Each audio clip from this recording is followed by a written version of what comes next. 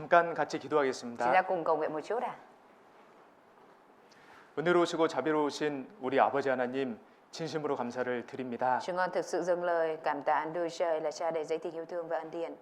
죄 가운데 소망 없이 살아가던 저희들을 불쌍히 여겨주시고 사랑해 주셔서 구원해 주심을 감사드립니다. Chúng con cảm tạ Chúa vì Ngài đã yêu thương và cứu vớt những người mà sống không có niềm hy vọng như chúng con. 예수님의 보혈로 저희 모든 죄를 깨끗이 씻어 주시고 하나님의 자녀 삼아 주심도 너무나 Chúng 감사드립니다. con cũng dâng lời cảm tạ Chúa vì bởi huyết báu của Đức Chúa Giêsu mà mọi tội lỗi của chúng con đã được xóa sạch. 하나님이 친히 세우신 이 교회 안에서 하나님이 함께 하시는 이 교회 안에서 때마다 말씀과 사랑으로 양육해 주심도 감사드립니다. Chúng con cũng cảm tạ Chúa vì Ngài luôn dưỡng dục chúng con bằng lời của Chúa và bằng tình yêu thương của Ngài ở trong hội thánh, là nơi mà Chúa đã đích thân gây dựng và là nơi mà Chúa ở cùng. 주님이 곧 오실 이 마지막 때에 저희가 마음을 지키며 주님 뜻 가운데 살아가길 원합니다. Chúa ơi, chúng con mong muốn rằng mình có thể luôn gìn giữ được tấm lòng của mình trong thời kỳ cuối cùng, là thời kỳ mà Chúa sắp đến. 주님 안에서 늘 깨어서 서로 사랑하며 살아갈 수 있도록 도와주시옵소서. Nguyện xin Chúa Ngài giúp đỡ để cho chúng con luôn tỉnh thức và sống yêu thương lẫn nhau ở trong Chúa. 심령에 슬픔이 있는 성도분들이 있다면 주께서 모든 것을 아시오매 그 간절한 기도에 친히 응답하여 주시길 기도드립니다. Chúa ơi, nếu có tín hữu nào đang có tâm linh đau thương thì nguyện xin Chúa Ngài biết đến và đích thân và an ủi tấm lòng đó. 저희가 어떤 상황에서도 하나님은 선하시며 하나님이 저희와 늘 함께 하심을 잊지 않도록 도와주시옵소서. Đặc biệt xin Chúa Ngài giúp đỡ để mọi người không bao giờ quên rằng Chúa là đấng luôn luôn ở cùng và biết đến.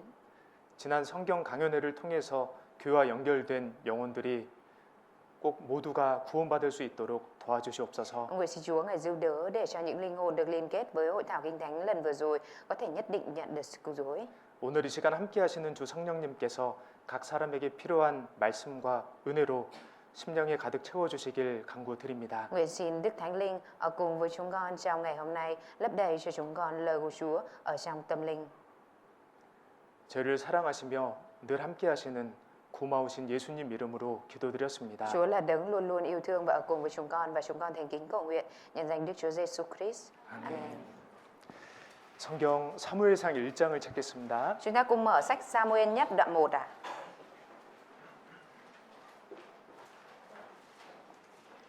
구약 성경 사무엘상 1장입니다. Sách Kinh Thánh Cựu Ước Sa-mu-el nhất ạ. 1절부터 8절을 Từ đoạn 1 từ câu 8 ạ. 펑자매님이 읽겠습니다. 1절부터 8절. 1절부터 8절.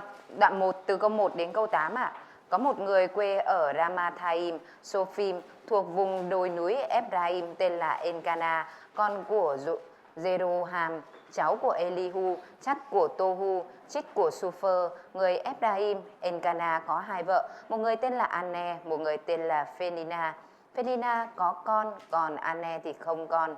Hàng năm Encana từ thành của mình đi lên để thờ phượng và dâng sinh tế cho Đức Giê-hô-va vạn quân tại Silo, nơi hai con trai của Heli là Hophni và Phenina.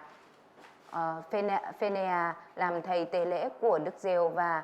Đến ngày Encana dâng sinh tế, ông chia lễ vật ra cho vợ ông là bà Phenina và cho tất cả các con trai và con gái của bà, nhưng ông lại dành cho bà Anne một phần đặc biệt vì ông bị yêu bà hơn. Mặc dù Đức Giê-hô-va khiến bà hiếm muộn, kẻ tranh cạnh với bà không ngớt khiêu khích để chọc tức bà. Vì Đức Giê-hô-va đã khiến bà hiếm muộn, việc cứ xảy ra như thế năm này sang năm khác. Mỗi khi bà lên đền thờ Đức Giê-hô-va thì Phenina đều chọc tức bà. Vì vậy bà khóc và không chịu ăn. Encana chồng bà hỏi: Anne, sao mình khóc? Sao không chịu ăn và buồn rầu đến thế? Tôi không đáng cho mình hơn 10 đứa con sao? 10절입니다. Câu 10 à? 10절은 같이 읽겠습니다. Câu 10 chúng ta cùng đọc ạ. 한나가 마음이 sầu khổ, 괴로워서 bà 여호와께 vừa cầu 기도하고 khẩn Đức 통곡하며 Giê-hô-va, vừa tuôn tràn nước mắt. 19절 Câu 19 ạ. 읽어주세요. Câu 19. Sáng hôm sau, vợ chồng Encana dậy sớm, thờ phượng Đức Giê-hô-va, rồi trở về nhà mình tại Rama. Encana ăn ở với Anne là vợ mình. Đức Giê-hô-va nhớ đến bà. 20절도 같이 읽겠습니다. Câu 20 chúng ta cùng đọc ạ.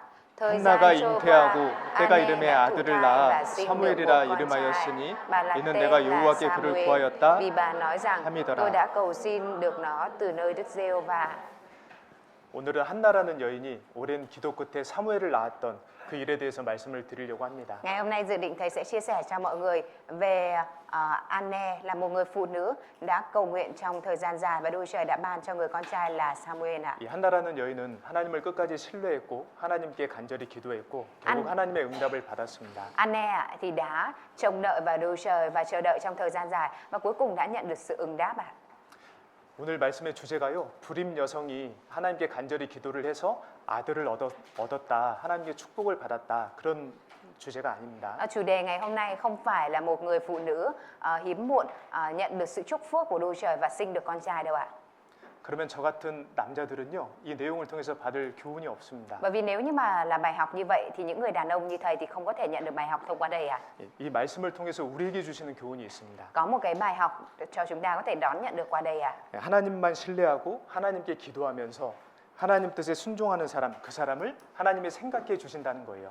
Tức là những người nào mà tin cậy, cầu nguyện với Đức Chúa Trời và chờ đợi ý muốn của Đức Chúa Trời cho đến cùng thì Đức Chúa Trời sẽ nhớ đến người đó, nghĩ đến người đó ạ. 하나님께서 그런 사람들의 마음의 슬픔을 풀어 주신다는 겁니다. Tức là Đức Chúa Trời sẽ giải tỏa nỗi buồn ở trong lòng của người đó ạ. 하나님께서 그런 사람들의 마음의 소원을 이루어 주신다는 거예요. Và Đức Chúa Trời thì thực hiện ước muốn ở trong lòng của người đó ạ. 우리 그리스도인들에게도 마음의 소원이 있습니다. Trong tấm lòng của cơ đốc nhân chúng ta thì cũng có ước muốn ạ. 어떤 육신적인 소원이 아니에요. Không phải là những ước muốn mang tính thể xác cả.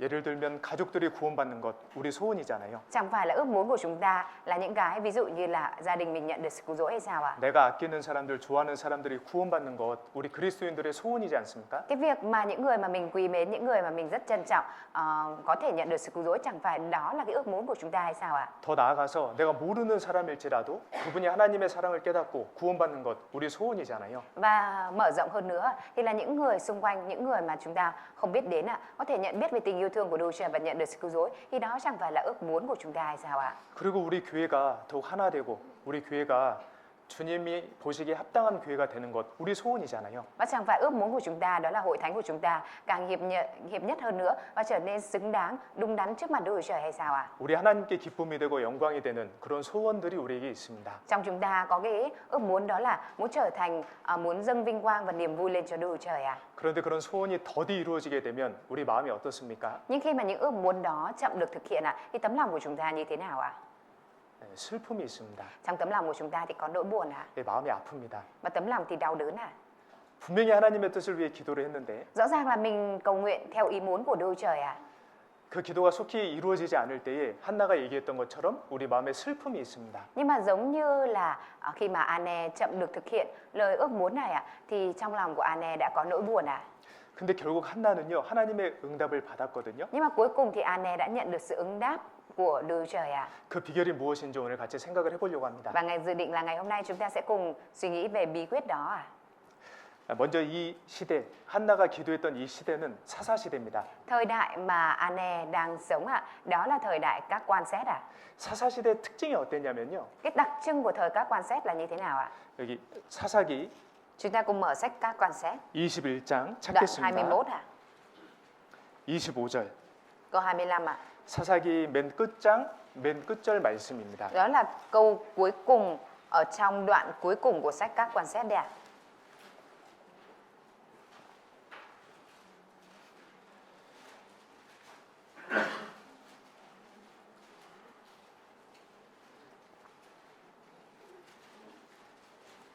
사사기 21장 25절. Sách các quan xét đoạn 21 câu 25 우리 같이 읽겠습니다. Chúng ta cùng đọc Thời 그때에 ấy, 이스라엘에 không 왕이 có vua, 없으므로 mỗi người đã 사람이 làm theo ý 각각 mình 그 cho 소견에 là phải. 오른 대로 행하였더라. 사람이 각각 그 소견에 오른 대로 행하였더라. Mỗi người làm theo ý mình cho là phải. 당시 이스라엘 사람들은요 하나님 말씀보다 내 생각이 우선이었습니다. Trong thời đó những người Israel luôn đặt để suy nghĩ của mình hơn trước với lại ý muốn của Đức Chúa Trời 사사시대 이스라엘 사람들에게는 하나님의 일정보다는 내 개인 일정이 더 중요했습니다. Trong thời các quan xét những người Israel so với cái lịch trình của Đức Chúa Trời thì luôn đặt lịch trình của mình lên trước 이 사사시대 때는요 하나님의 마음보다 내 마음, 내 감정이 더 중요했습니다. Trong thời đại các quan xét này so với cái tâm trạng, tấm lòng của Đức Chúa Trời thì người ta luôn đặt cái tâm trạng của mình lên trước ạ. 심지어 이 당시에 하나님을 섬기기 위해서 따로 선별된 레위 지파 사람들도요. 자기 마음대로 자기 소견에 오른 대로 행했습니다. Thậm chí kể cả những người Lê-vi là những người được biệt riêng ra để phục vụ Đức Trời trong thời điểm này thì họ cũng đã sống theo những gì mà mình cho là phải ạ. 이 레위 지파들은 따로 이렇게 거해야 될 곳이 정해져 있었어요. Những người Lê-vi thuộc bộ tộc Lê-vi thì đã được định ra một cái nơi riêng để họ phải sống à. 근데 레위 지파 사람들조차 하나님이 정해 주신 그곳을 떠나기도 했고요. Nhưng mà đến cả những người Lê-vi họ cũng đã rời bỏ khỏi nơi mà Đức Trời đặt để cho mình sống ở đó à. 더 심각한 것은 레위 지파 사람들이 첩을 취하기도 했습니다. Và thậm chí những người thuộc bộ tộc Lê-vi còn lấy thêm vợ bé à. 오늘 우리가 배워볼 사람들 중에 엘가나라는 사람이 같이 살았던 그 사람이 살았던 곳에 있었던 레위 지파는요. 첩을 취해서 첩이랑 살았습니다. Cái nội dung hôm nay chúng ta học thì ở thời điểm mà Elcana sinh sống ở khu vực đó có người Lê-vi đã lấy thêm vợ bé à. 그러니까 이 당시 이스라엘 사람들은 왕이신 하나님을 섬기기보다는 자기 중심대로 살았습니다. Những người trong thời này thay vì đặt Đức Trời làm vua và sống trọng tâm để Đức Trời làm vua thì họ đã sống với trọng tâm là mình ạ. 하나님이 원하신 대로 하는 게 아니라 내가 원하는 대로 했고요. Không phải là họ sống theo ý muốn của Đức Trời mà họ sống theo ý muốn của mình ạ. 하나님의 마음을 생각하기보다는 내 마음대로 내 감정대로 행했습니다. Họ không phải là làm theo tấm lòng của Đức Trời mà họ làm theo tấm lòng và cái cảm xúc của mình ạ. 뭔가 바뀐 거죠. Cái thứ tự ở đây đã thay đổi đúng không ạ? 하나님이 왕이신데 Rõ là Đức Trời là vua, 왕이신 하나님은 뒷전이었습니다. nhưng mà Đức Trời đứng là vua đó lại bị đổ để ra đằng sau à? 그러니까 사사시대 사람들은요 자기가 왕이었던 거예요. Những người trong thời các quan xét thì chính bản thân họ lại là vua. 하나님의 백성이라고 하면서도 하나님의 뜻보다는 자기 뜻이 늘 앞섰습니다. Cho dù họ nói rằng Đức Trời là vua của mình, nhưng mà so với ý muốn của Đức Trời thì họ lại đặt để ý muốn của mình lên trước à? 그런 시대 흐름 속에서 엘가나라고 하는 아주 경건한 사람이 있었습니다. Ở trong thời điểm như vậy ở trong một cái dòng chảy như vậy thì có một người tên là Elcana, là một người rất chính trực à. 여기 사무엘상 1장 Chúng ta cùng mở sách Samuel nhất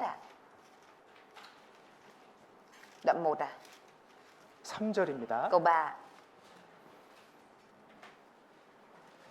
이 사람은 엘가나입니다. 이 사람이 매년에 자기 성읍에서 나와서 실로에 올라가서 만군의 여호와께 경배하며 제사를 드렸는데 Hàng năm Elcana từ thành của mình đi lên để thờ phượng và dâng sinh tế cho Đức Giê-hô-va vạn quân tại Silo.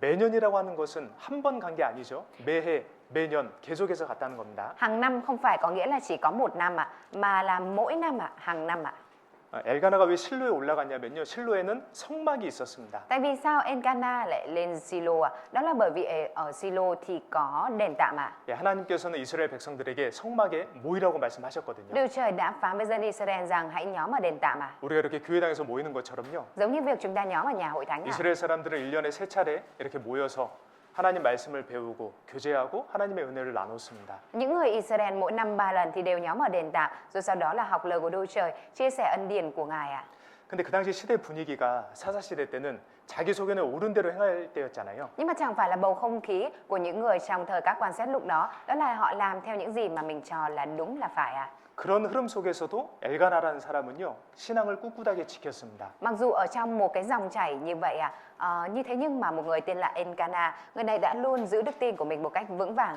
나 혼자라도 하나님 뜻에 순종하겠다.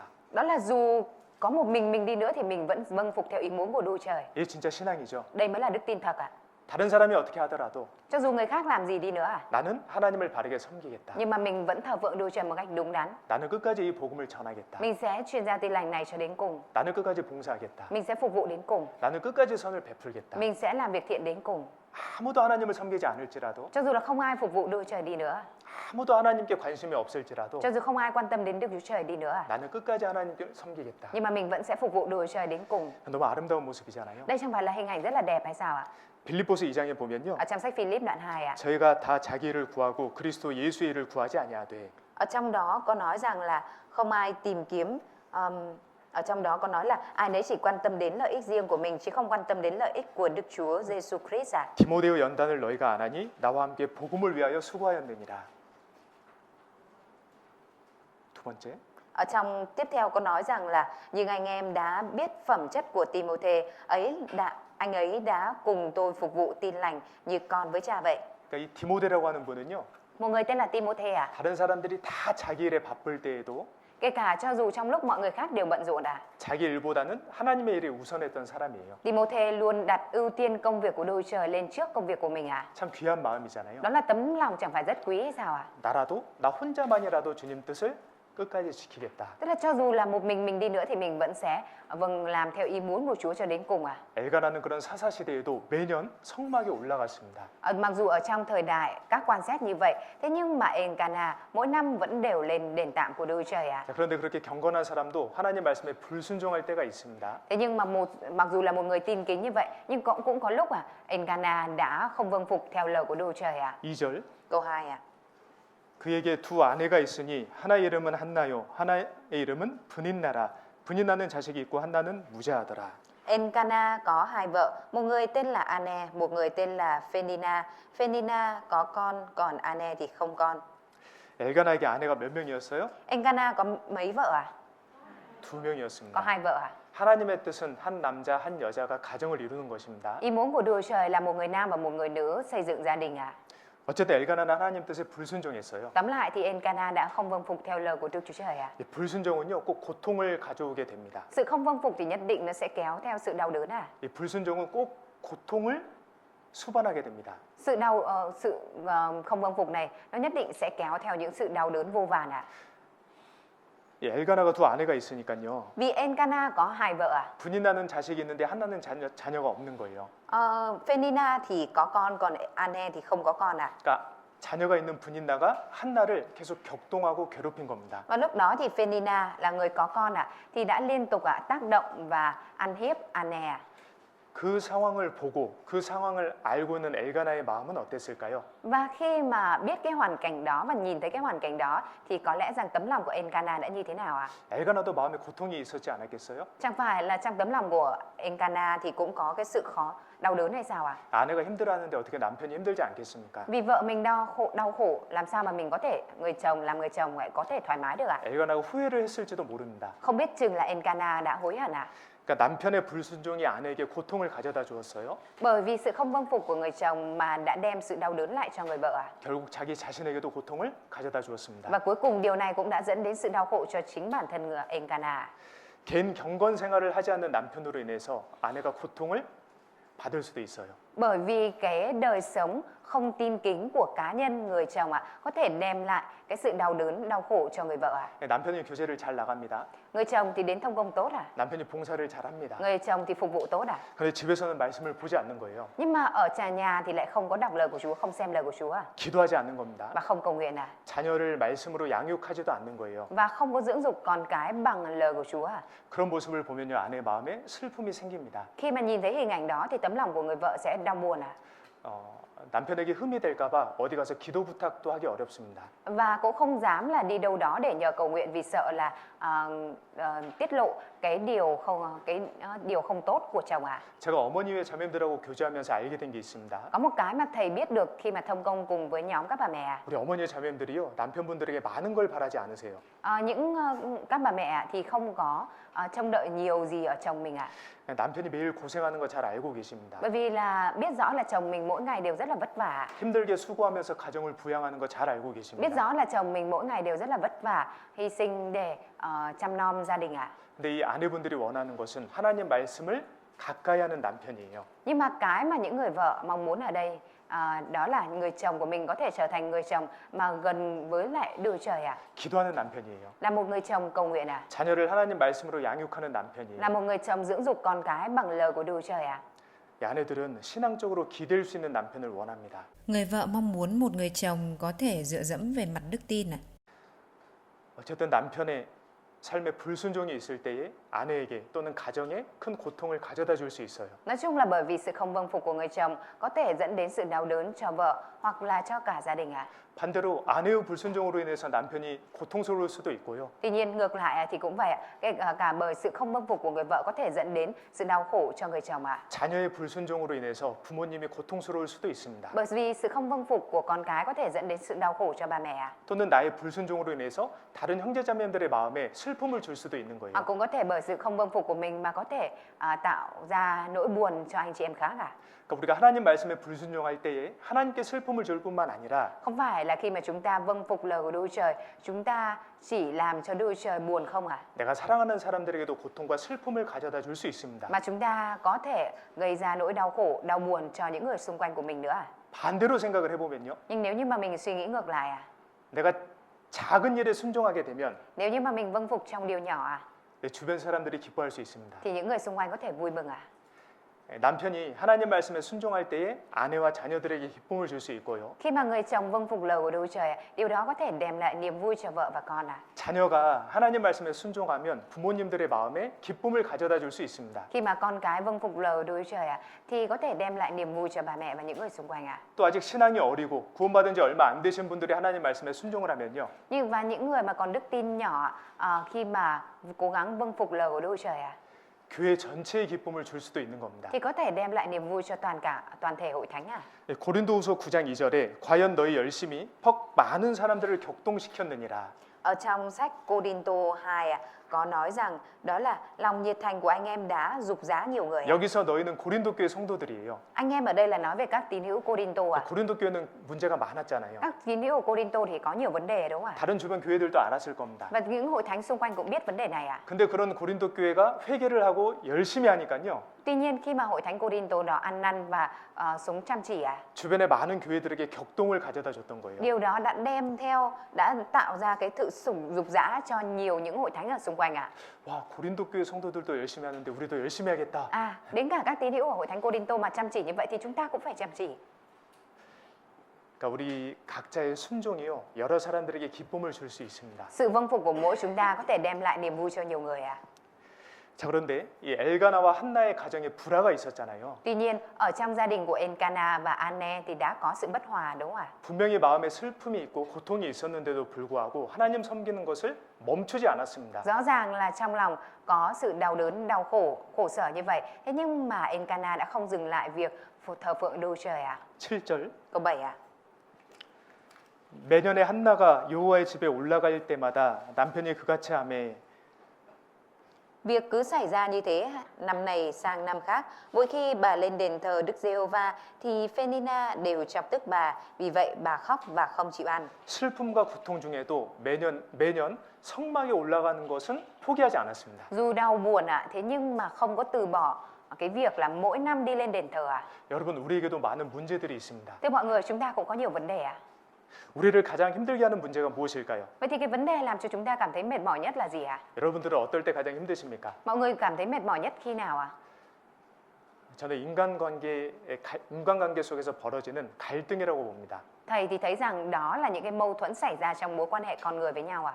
회사 일이 아무리 힘들어도요, 같이 일하는 사람들과의 관계가 좋으면 계속 일할 수 있습니다. Cho dù cái nơi làm việc của mình, công việc có mệt như thế nào đi nữa, nhưng mối quan hệ giữa đồng nghiệp với nhau lại tốt thì mình vẫn có thể chịu đựng được và vượt qua được 반대로 회사 일이 아무리 쉬워도요, 같이 일하는 사람들과의 관계가 어려우면 참 일이 힘들어요. Tuy nhiên ngược lại, nếu như cho dù công việc ở công ty có dễ đến mấy nhưng mối quan hệ với những người công ty của mình mà không tốt thì rất khó để có thể chịu được 우리는 관계 속에서 살아가고 있는데 그 관계 속에서 일어나는 갈등이란 게 참 사람의 마음을 아프게 하는 것 같습니다. Chúng ta đang sống giữa mối quan hệ con người với nhau, nhưng chính những cái mâu thuẫn xảy ra trong mối quan hệ con người đó lại làm cho chúng ta rất đau đớn và khổ sở 사랑하는 사람일수록 갈등이 생겼을 때 더 마음이 아프죠. Càng những người mà mình yêu thương mà xảy ra mâu thuẫn thì lòng mình càng đau đúng không ạ?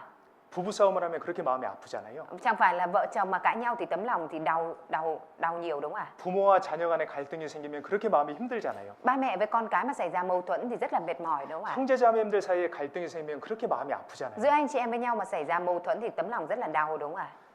근데 그런 아픔과 슬픔이 있었지만 엘가나와 한나는 그래도 성막에 올라갔습니다. Mặc dù có nỗi buồn và nỗi đau như vậy, nhưng Elkana và Anne vẫn lên đền thờ mỗi năm 사실 힘들면 어디론가 훌쩍 떠나고 싶잖아요. Trên thực tế lúc nào mà mệt mỏi quá thì mình muốn là đi đâu đó luôn đúng không ạ? 그냥 혼자만의 시간을 갖고 싶지 않습니까? Chẳng phải là mình lúc đấy là muốn là có một cái thời gian cá nhân riêng của mình hay sao ạ? 누구도 만나고 싶지 않고. Và không muốn gặp ai cả.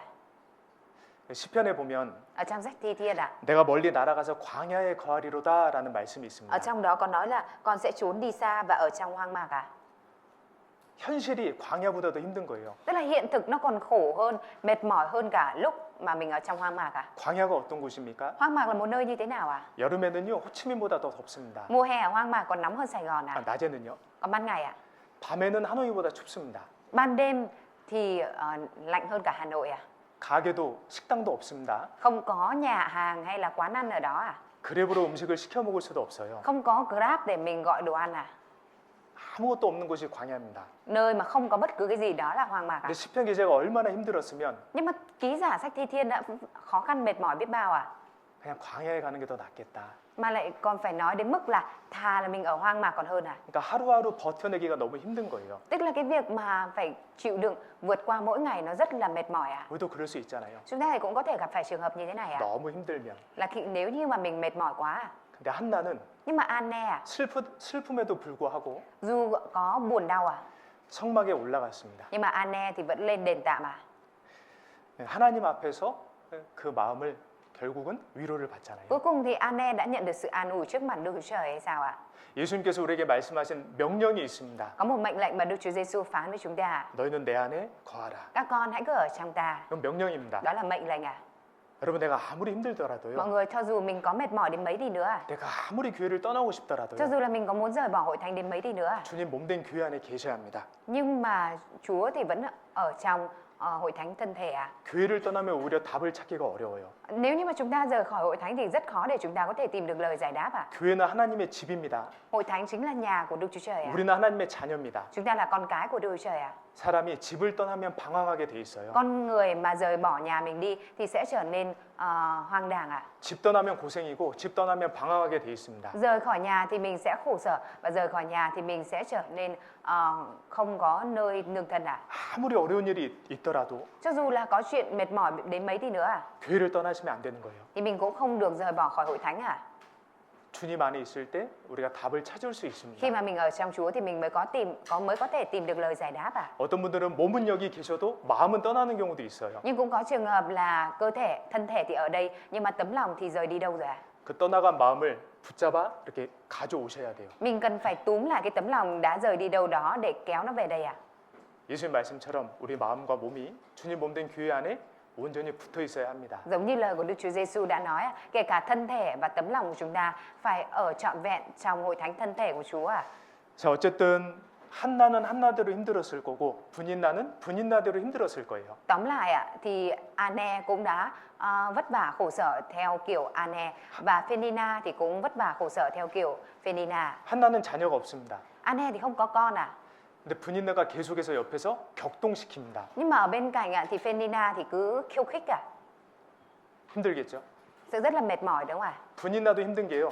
Phenina cũng khổ một cái ở đây ạ. 남편 엘가나가 한나를 더 사랑하는 거예요. Đó là chồng của mình là Elkanah là yêu An-ne hơn à. 아내 입장에서 남편의 사랑을 못 받는다라는 게 진짜 힘든 거잖아요. Với lập trường là một người vợ mà không nhận được tình yêu thương của người chồng thì rất là khổ đúng không ạ? 서로 힘든 겁니다. Cả đôi bên đều mệt à. 근데 생각을 해보면 Nhưng nếu như nghĩ xem 두 사람은 감사할 수 있는 충분한 이유도 있었어요. hai người này đã có đủ lý do để có thể cảm tạ.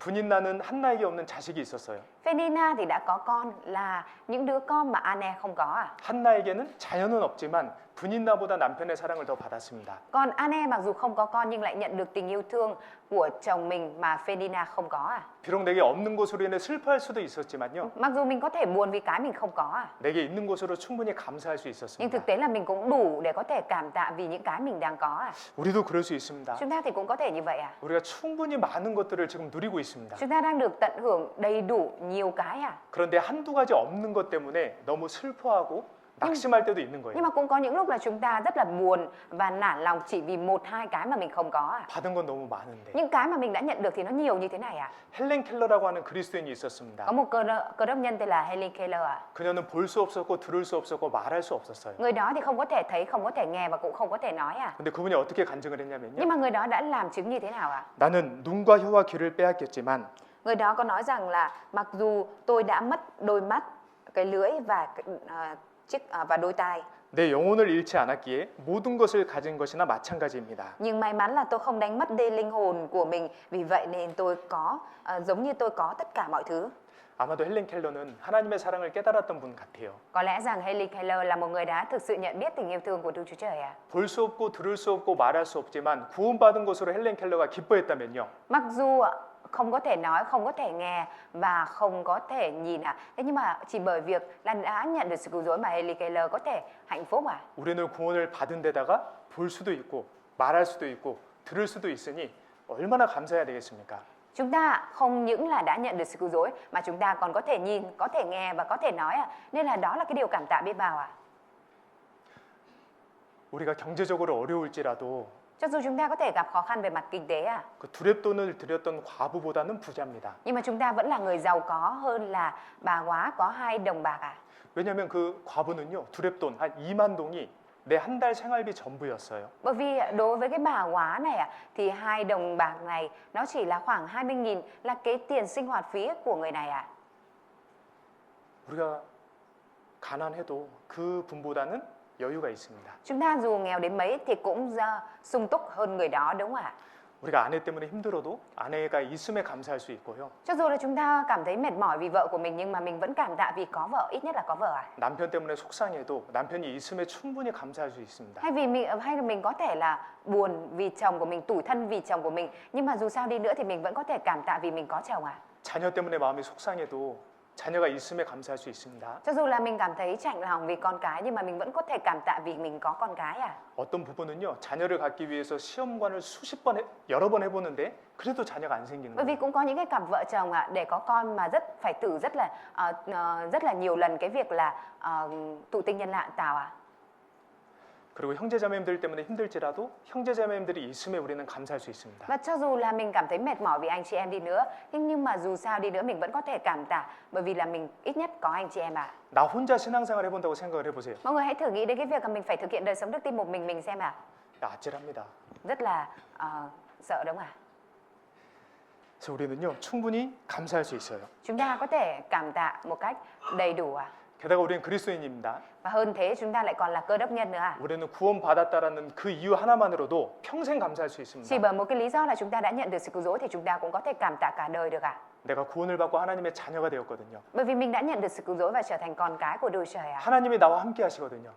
Và Đức Chúa Trời ở cùng với mình ạ. 하나님이 내 기도에 귀를 기울이시거든요. Và Đức Chúa Trời thì ghé tai lắng nghe lời cầu nguyện của mình ạ. 하나님이 내 길을 인도해 주시거든요. Và Đức Chúa Trời thì dẫn dắt con đường của mình ạ. 하나님은 단 한 번도 나를 외면한 적이 없으시거든요. Đức Chúa Trời thì chưa từng một lần nào ngoảnh mặt làm ngơ với mình ạ. 우리는 충분히 감사할 수 Chúng 있습니다. ta có thể cảm tạ một cách đầy đủ được ạ.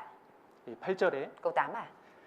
그 남편 엘가나가 그에게 이르되 한나여 어찌하여 울며 어찌하여 먹지 아니하며 어찌하여 그대의 마음이 슬프뇨 내가 그대에게 10 아들보다 낫지 아니하뇨. Elkanah chồng bà hỏi: Anne, sao mình khóc? Sao không chịu ăn và buồn rầu đến thế? Tôi không đáng cho mình hơn 10 đứa con trai sao? 제가 직장을 구할 때에 이 말씀을 읽었는데요. Cái lúc mà thầy đi tìm việc ạ, thì lúc đấy thầy đã đọc nội dung ở trong cái sách Kinh Thánh này ạ. 취업을 하려고 열심히 노력을 하는데도 잘 안 되는 거예요. Lúc đó mặc dù thầy đã rất là siêng năng chăm chỉ trong cái việc tìm việc, nhưng mà lại không có tìm được ạ. 그때 이 말씀을 읽었는데 제게 이렇게 읽혔습니다. Và lúc đó khi mà thầy đọc đúng cái nội dung này thì thầy lại đọc cái nội dung này giống như thế này ạ. 나무야 어찌하여 울며 어찌하여 먹지 아니하며 어찌하여 너의 마음이 슬프뇨 내가 너에게 10 직장보다 낫지 아니하뇨. Sáng à, sao con khóc? Sao con không chịu ăn và buồn rầu đến thế? Ta không đáng cho con hơn 10 công việc hay sao? 그때 저 하나님께 죄송했습니다. Nên lúc đó thì thầy rất là xin lỗi Đức Chúa Trời ạ. 우리도 있는 것에 충분히 감사할 수 있습니다. Chúng ta có thể cảm tạ một cách đầy đủ với những cái mà mình đang có ạ. 에베소서 5장 Chúng ta cùng 찾겠습니다. mở sách Ephesos đoạn 5 ạ. 에베소서 5장 Ephesos đoạn 5 ạ. 20절입니다. Câu 20 ạ.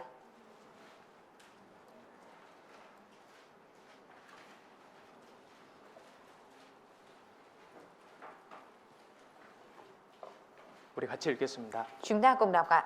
Trong mọi 범사에 việc, hãy 우리 luôn 주 nhân 예수 danh Chúa 그리스도의 chúng ta 이름으로 là Đức Chúa 항상 Giêsu 아버지 Christ 하나님께 mà dâng lời cảm tạ 감사하며 Đức Trời là Cha. 어떻게 우리가 범사에 항상 하나님께 감사할 수 있을까요? Làm thế nào mà chúng ta có thể trong mọi việc mà luôn cảm tạ Đức Chúa Trời, dâng lời cảm tạ Đức Chúa Trời được ạ? 구원을 받고 예수 그리스도 안에 들어온 사람들은 가능합니다. Những người mà đã nhận được sự cứu rỗi và đi vào trong Đấng Christ Giêsu ạ, thì có thể làm được điều này, có thể cảm tạ. 모든 일에 하나님께 감사할 수 있어요. Mình có thể cảm tạ Đức Chúa Trời trong mọi việc ạ. 왜냐하면 내게 찾아온 그 모든 일은 하나님의 허락하심 가운데 찾아온 거거든요. Bởi vì tất cả mọi việc tìm đến với mình đều trong sự cho phép của Đức Chúa Trời thì mới tìm đến ạ. 감당할 시험밖에는 우리에게 당한 게 없습니다. Không có điều gì mà Đức Chúa Trời cho phép là quá sức của mình đâu ạ. 하나님께서 얼마나 섬세하신 분입니까? Đức Chúa Trời là đấng tỉ mẩn như thế nào ạ? 하나님의 사랑이 얼마나 크신 분입니까? Tình yêu thương của Đức Chúa Trời to lớn biết bao ạ. 그럼에도 불구하고 나에게 어떤 어려움이 찾아왔다면 Cho dù dẫu vậy ạ, mà nếu như mà có những cái khó khăn mà tìm đến với mình ạ, 그건 하나님께서 정말 생각하셔서 내게 허락하신 거예요. thì đó là điều mà thực sự Đức Chúa Trời đã suy nghĩ rồi mới cho phép điều đó xảy đến với mình ạ. 나를 위해서 주신 은혜입니다. Đó chính là ân điển mà Đức Chúa Trời cho phép xảy đến với mình ạ. 우리는 범사에 감사할 수 있습니다. Chúng ta có thể cảm tạ Chúa trong mọi hoàn cảnh ạ. 데살로니가전서 5장 Chúng ta cùng mở sách Thessalonica nhất đoạn 5 ạ.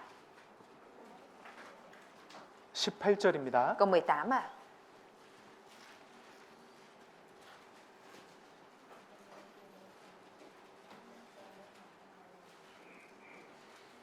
데살로니가전서 5장 18절 Sách Thessalonica nhất đoạn 5 câu 18 ạ.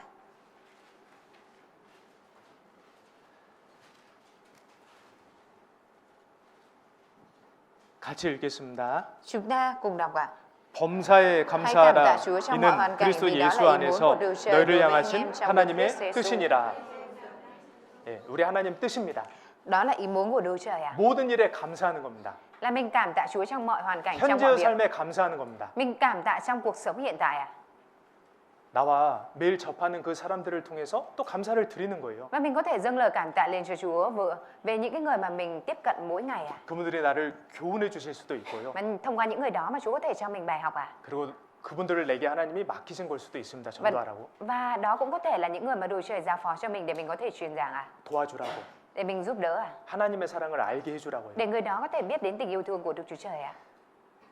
하나님의 뜻은 우리가 예수님 안에서 범사에 감사하는 거예요. Ý muốn của Đức Chúa Trời đó là chúng ta cảm tạ trong mọi hoàn cảnh ạ. 하나님은요, 우리가 못하는 것을 시키신 적이 없으세요. Đức Chúa Trời chưa bao giờ sai chúng ta làm những điều mà chúng ta không thể làm ạ. 감당치 못할 시험을 안 주십니다. Chúa không cho phép những thử thách quá sức chúng ta đâu ạ. 하나님께서 우리에게 하라고 하신 것은 우리가 충분히 할 수 있기 때문에 말씀하신 거예요. Những điều mà Đức Chúa Trời để cho chúng ta làm đều là những điều mà chúng ta có thể làm một cách thừa làm được ạ.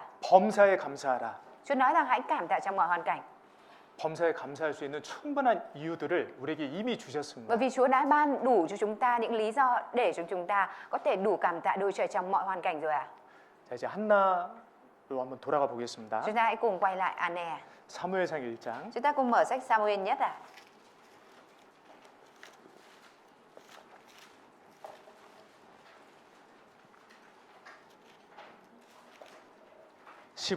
Câu 15 ạ. 사무엘상 1장 15절입니다. Samuel nhất đoạn 1 câu 15 ạ.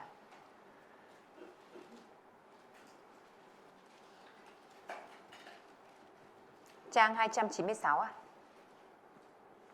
한나가 대답하여 가로되 나의 주여 그렇지 아니하니이다. 나는 마음이 슬픈 여자라. Anne trả lời, thưa Chúa, không phải vậy, tôi là một người phụ nữ có tâm thần thống hối.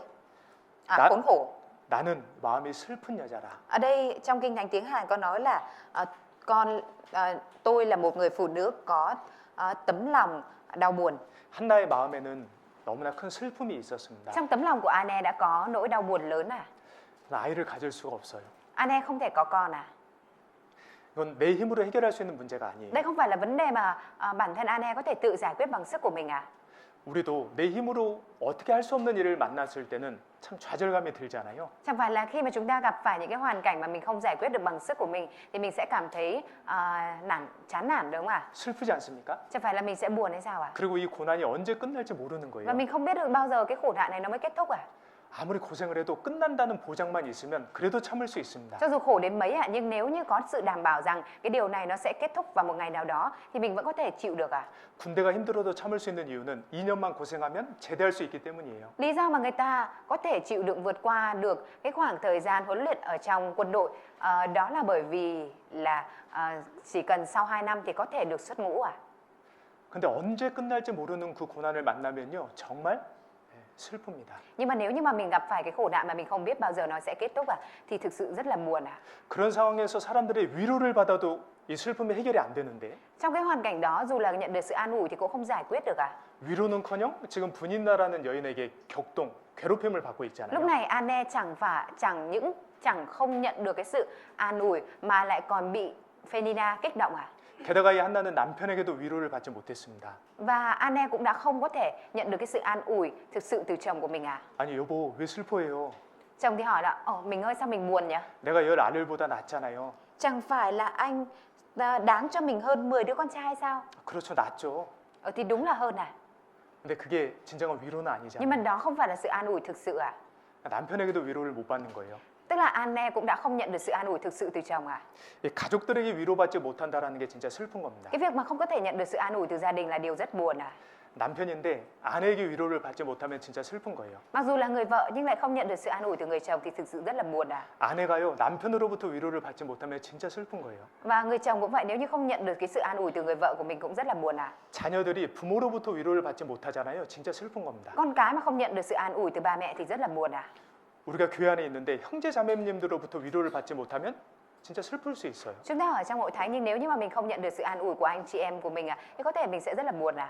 그러니까 한나는 너무나 힘든데 Anne thì đang trong tình cảnh rất là mệt mỏi à? 바로 옆에는 늘 괴롭히는 사람이 있고 Mà bên cạnh thì luôn có những người đang giày vò mình.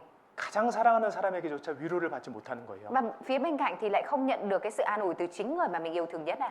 더 나아가서 제사장에게도 오해를 받습니다. Thêm vào đó Anne lại còn bị thầy tế lễ hiểu lầm à? 너무나 간절하게 슬픔 가운데 한나가 기도를 하고 있었는데요. Lúc đó thì Anne đang cầu nguyện với lòng đau buồn và rất khao khát à? 제사장이 한나에게 말했습니다. 언제까지 취할 거냐고. Nhưng mà thầy tế lễ thì lại hiểu lầm và bảo Anne rằng là bà định say như thế này cho đến bao giờ? 아니 한나는 술도 안 먹었는데요. Anne thì không có uống rượu à? 그러니까 그 당시에 그런 여인들이 있었던 것 같아요. Và có vẻ như trong cái thời đại đó thì cũng có những người phụ nữ như vậy sao 너무 ạ? 힘들고 속상하니까요. Vì rất là buồn và đau lòng à? 술 한잔 하고 Nên là làm chén rượu à? 성막에 와서 Và đến đền mặt tạm à? 원망하고 한풀이하는 사람들도 있었던 것 같아요. Oán trách và xả trách là đã có những người như vậy à? 그런 게 아예 없었다면요, 엘리 제사장이 그런 생각조차 할 수 없습니다. Có lẽ nếu như mà hoàn toàn không có cái chuyện như vậy thì có lẽ rằng thầy tế lễ Elise thì đã không có cái suy nghĩ như vậy à? 야, 한나가 제사장에게까지 오해를 받았어요. Lúc này Anne đã bị chính cả thầy tế lễ hiểu lầm à? 우리가 교회 안에서 형제자매들에게 오해를 받으면 정말 힘듭니다. Khi mà chúng ta ở trong hội thánh mà bị các anh chị em hiểu lầm thì rất là mệt mỏi đúng không ạ? 형제자매들이 내 진심을 알아주지 않을 때에 마음이 정말 아픕니다. Khi mà anh chị em không biết được cái thật tâm tấm lòng chân thành của mình à thì mình rất là mệt mỏi à? 형제자매들에게 오해받을 때는요 정말 고통스러워요. Khi mà mình bị anh chị em hiểu lầm thì tấm lòng rất là mệt mỏi à? 그죠? Đúng không ạ? 그러니까 한나는요 너무 슬픈 거예요. Tức là Anne rất là đang đau buồn à? 정말 마음이 슬픈 거예요. Tấm lòng của Anne rất là buồn à? 나는 마음이 슬픈 여자라. Nên là Anne mới nói rằng tôi có lòng tâm thần tôi khốn khổ à? 근데 한나는 신앙이 있었어요. Nhưng mà Anne thì có đức tin à? 먼저 한나는 그 슬픔을 세상 것으로 풀려고 하지 않았습니다. Nhưng mà đầu tiên thì Anne đã không dùng cách của thời gian để giải tỏa cái nỗi buồn này ạ, nỗi thống khổ này ạ. 어떤 다른 여인들처럼 술 한잔 하고 그 슬픔을 잊으려고 하지 않았어요. Anne không dùng phương pháp giống như những người phụ nữ khác là làm chén rượu để làm quên đi cái nỗi đau đớn này ạ. 잠언 31장 6절에 독주는 죽게 된 자에게 포도주는 마음에 근심하는 자에게 줄지어다. Ở trong sách Châm ngôn đoạn 31 câu 6 có nói rằng hãy đem chất men cho người sắp chết và rượu cho người có lòng đắng cay. 너무 힘든 사람에게 너무 힘들어하면 그냥 술을 한잔 하고 잊어버리라고 그렇게 할 수도 있잖아요. Cũng có thể là người ta thấy cái người mà đang rất đau khổ ạ, thế nên là đem một chén rượu đến cho người ta uống để quên đi nỗi đau khổ này ạ. 근데 한나는요 그 마음의 슬픔을 세상 것으로 위로받으려고 하지 않았어요. Nhưng mà Anne mặc dù có lòng đau thương, khốn khổ, buồn bã, nhưng mà Anne lại không dùng những cái của thế gian đó để đem lại sự an ủi cho mình ạ. 자신의 슬픔을 오직 하나님께만 내어놓았고요. Anne đã đem cái nỗi đau buồn này của mình ạ chỉ bộc bạch lên mình Đức Chúa Trời ạ. 하나님께서 이 슬픔을 풀어주시길 간절히 원했습니다. Anne đã rất khao khát mong muốn Đức Chúa Trời có thể giải tỏa nỗi đau buồn này của mình ạ. 결국 하나님께서 한나의 그 마음을 아셨어요. Và cuối cùng thì Đức Chúa Trời đã biết đến tấm lòng của Anne ạ. 여러분 기억하십시오. Mọi người hãy nhớ rằng 우리에게는 문제가 있습니다. chúng ta có vấn đề ạ. 하나님께는 답이 있어요. Đáp án thì nằm ở phía Đức Chúa Trời ạ. 우리에게는 문제가 있고 하나님께는 답이 있어요. Chúng ta thì có vấn đề nhưng mà đáp án nằm ở phía Đức Chúa Trời ạ. 우리에게 있는 그 문제는요. Vấn đề của chúng ta, 우리에게는 그 슬픔은요. nỗi buồn của chúng ta 하나님만 해결해 주실 수 있으세요. là cái mà chỉ có Đức Chúa Trời có thể giải quyết cho mình ạ. 세상 것으로 해결이 안 돼요. Những cái của thế gian thì không có thể giải quyết được ạ. 사무엘상 1장 읽어보면 하나님께서 한나에게 성태치 못하게, 그러니까 임신을 못하게 하셨다고 했습니다. Ở trong sách Samuel nhất đoạn 1 có nói là Đức Chúa Trời đã để cho Anne hiếm muộn à? 여기 1장에 Ở trong đoạn 1 à? 5절입니다. Câu 5 à? 한나에게는 갑절을 주시니 이는 그를 사랑함이라. 그러나 여호와께서 그로 성태치 못하게 하시니 여호와께서 그로 성태치 못하게 하심으로 Nhưng ông lại dành cho bà Anne một phần đặc biệt. À đúng, đúng rồi. Nhưng ông lại dành cho Anne một phần đặc biệt vì ông yêu bà hơn, mặc dù Đức Giê-hô-va khiến bà hiếm muộn. 성경에 어떤 구절이 반복될 때는 하나님의 의도가 있는 겁니다. Trong Kinh Thánh mà có cái phần nào, câu nào mà lặp lại thì có ý đồ của Đức Chúa Trời ở trong đó. 한나의 슬픔은 하나님께서 허락하신 거예요. Cái nỗi buồn, đau của Anne là Đức Chúa Trời đã cho phép. 하나님께서 태를 막으신 거예요. Đức Chúa Trời đã ngăn lại để ngăn lại cho Anne hiếm muộn à? 하나님이 굽게 하신 것을 누가 능히 곧게 하겠느냐? 전도서 7장에 Ở trong sách truyền đạo đoạn 7 có nói rằng là ai có thể làm cho thắng được vật mà Ngài đã bẻ cong à? 생명의 원천 되시는 하나님께서 태를 막으셨는데 한나가 어떻게 자식을 낳을 수 있겠습니까? Đức Trời là đấng đã ban cho sự sống mà lại ngăn cho Anne có con à? Thì làm sao mà Anne có thể có con được ạ? 여러분 우리가 마음에 슬픔이 있을 때 기억해야 합니다. Thưa mọi người, khi mà chúng ta có nỗi buồn ở trong lòng thì chúng ta cần phải ghi nhớ rằng 그건 하나님의 허락하신 걸 수 있어요. đó là có thể, đấy là điều mà Đức Trời đã cho phép ạ. 하나님 안에서 답을 찾아야 합니다. Mình phải tìm đáp án ở trong Đức Chúa Trời ạ. 그리고 한나는 슬픔과 고통 중에도 하나님께 순종했습니다. Và mặc dù ở trong nỗi đau đớn thống khổ nhưng Anne 하나님 말씀에 순종했어요. đã vâng phục lời của Đức Chúa Trời. 아까 말씀드린 것처럼 이 사사 시대 때는 사람들이 자기 소견에 옳은 대로 행할 때입니다. Giống như lúc nãy mọi người đã đọc ạ, trong thời các quan xét thì người ta đã làm theo những gì mình nghĩ, mình cho là phải ạ. 자기 마음대로요. Họ sống theo ý mình ạ, 자기 감정대로요. sống theo cảm xúc của mình, 자기 일정대로요. sống theo cái lịch trình của mình ạ. 오늘 하나님께서 1년에 3번 예루살렘에 모이라고 하신 날이네. Hôm nay là một trong 3 ngày mà Đức Giê-hô-va, Đức Trời bảo là chúng ta phải lên thờ phượng Đức Trời ở Jerusalem này. 그럼 가야 되잖아요. Thế thì phải đi đúng không ạ? 귀찮으니까 안 가. Nhưng mà thôi phiền quá không đi.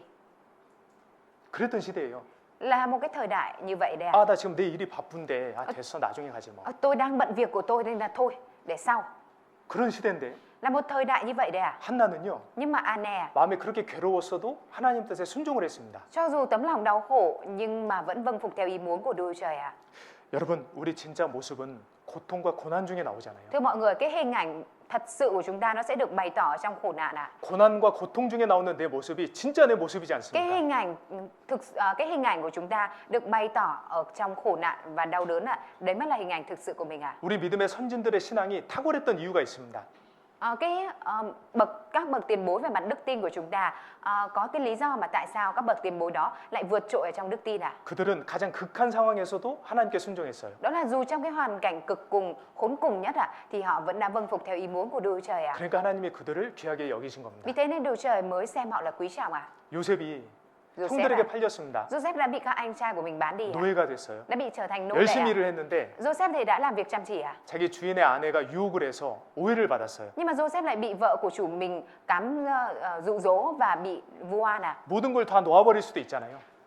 Joseph có thể buông bỏ mọi thứ trong hoàn cảnh đấy đúng không ạ? 열심히 하나님 뜻대로 살았는데 Mặc dù mình đã sống chăm chỉ theo ý muốn của Đức Trời ạ. 그렇게 오해를 받고 고난을 당하면요. Nhưng mà nếu như mà bị hiểu lầm và bị khổ nạn như vậy ạ, 진짜 모든 걸 놔버리고 싶기도 하거든요. thì thực sự là bản thân có thể muốn buông bỏ tất cả mọi thứ à. 근데 요셉은 그 상황에서도 Nhưng mà dù ở trong cái hoàn cảnh như vậy, thế nhưng mà Joseph ạ, 내가 어찌 큰 악을 행하여 하나님께 득죄하리이까. Joseph có nói là làm sao mà tôi dám làm điều đại ác này với Đức Chúa Trời ạ. 그 슬픔과 고통 중에서도 하나님을 기억했습니다. Dù ở trong cái hoàn cảnh đau buồn khổ sở như vậy, nhưng mà Joseph vẫn nhớ đến Đức Chúa Trời ạ.